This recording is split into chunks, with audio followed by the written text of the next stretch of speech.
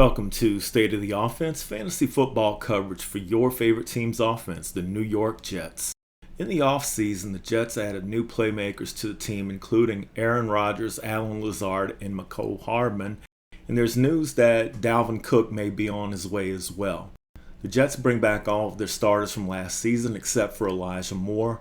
On the offensive line, the Jets will bring back all of their key contributors from last year, plus Mekhi Becton returns from a preseason knee injury. Veteran left tackle Duane Brown returns for his second season with the Jets, but his 16th in the NFL overall. The three-time All-Pro graded at a 77 last season in 12 games. His 77 rating places him at the number 25 left tackle in the game. Brown will be a free agent after the season. He is currently on the PUP list recovering from off-season shoulder surgery. Alongside Brown is left guard Laken Tomlinson, who debuted with the Jets in 2022. He rated as the Jets' best offensive lineman with an 82 grade. Tomlinson also played in all 17 games, and he had a 99.8% snap share. He was the fifth best left guard in football. Connor McGovern is returning for his fourth season with the Jets. Last year graded at a 78, which placed him as the 10th best center in the league. Alijah Vera-Tucker is returning at right guard for his third season as a Jet. Vera-Tucker was taken by the Jets with the 14th pick in the 2021 draft. He graded at an 80, seeing action in the first 7 games. His season ended prematurely with a triceps injury. Vera-Tucker played multiple positions on the line, but his 80 grade would place him as the number 10 right guard in the league, and he is only 23 years old. Mekhi Becton is expected to be back after missing last year with a knee injury. He is currently listed as the starting right tackle. In 2021, Becton graded at an 80, which would place him in the top 12 right tackles in the league if he's able to duplicate his previous level of production. Becton's contract is up after the season. For the 2023 season, the Jets have a pretty solid group going into camp. A return of Mekhi Becton to his pre-injury form would help the Jets considerably. With 3 of this year's starting 5 playing in contract years, the long-term situation with the offensive line is not very secure.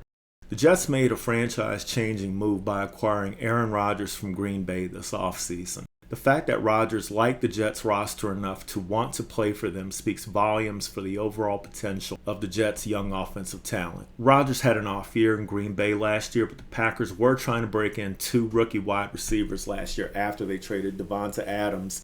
Rodgers was also banged up with nagging injuries last season. If Rodgers performs with the efficiency he did in Green Bay, he will still be better than what the Jets had at the quarterback position last year.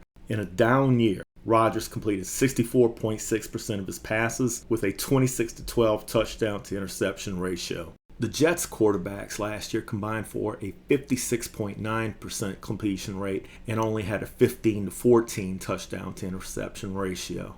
In fantasy football, Rodgers is the quarterback 11 with an average draft position of 92, which puts him in the 9th round. I rate him as the number 89 player overall, so I like him a little better than ADP. If Rodgers is healthy, he can easily be better than the fantasy quarterback 11. He was the quarterback 12 in total points. His points per game was quarterback 25 last year. Having Rodgers as your starting fantasy quarterback may not deliver you a fantasy football championship in 23, but he can help your team if you platoon quarterbacks or if your number 1 quarterback gets hurt. The wide receivers in New York are set up pretty well this year. Garrett Wilson returns from a great rookie year as the Jets' number 1 wide receiver. Former Green Bay wide receiver Allen Lazard, who already knows the offense, will be a steady number 2 option. Mecole Hardman was brought in on a 1-year deal from Kansas City.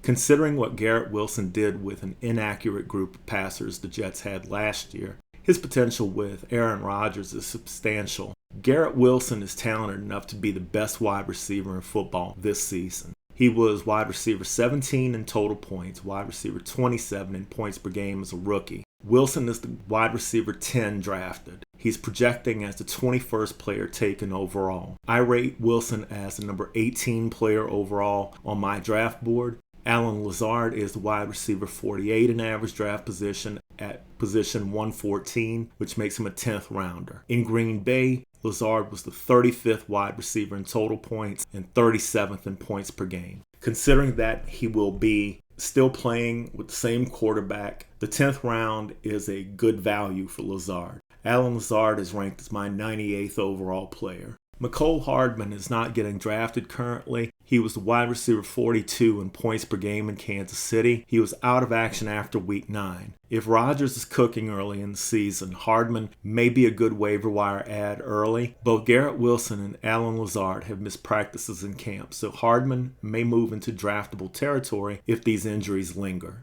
The Jets bring back Tyler Conklin at tight end. Conklin was actually second on the team in receiving yards behind Garrett Wilson. Conklin is currently the tight end 19 and the 157th player overall, making him a 14th rounder. I rate Conklin as my number 165 player overall.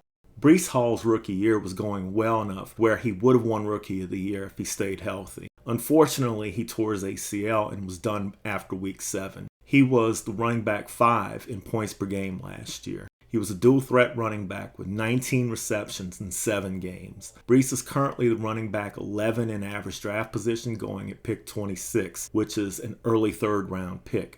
Drafting Hall after an ACL tear is a little bit of a risk because the first year back from ACL tears usually are down years. Refer to Saquon Barkley. It took Saquon 2 years to be back to his old self. I think that his average draft position is too high. I rate Breece as my number 48 player overall, which puts him 2 rounds later than his ADP. Breece is on the PUP list right now, but it has been reported that his speed has not been affected by the injury. Right now, the talk around the NFL is that the Jets are the favorite to land Dalvin Cook in free agency. If Cook signs with the Jets, all of the running backs on the roster will need to drop on your draft boards. Hall should probably drop to around the 70 spot overall, and Cook should rate around the number 80 spot if the signing happens. No Jets running back below Hall or Cook should be drafted. The overall fantasy prospects for the Jets have to be much better than they were before the Aaron Rodgers acquisition. In 2023, all the Jets starters will have a fantasy football impact. I like Rodgers this year, but I believe that Breece Hall cost more than he should.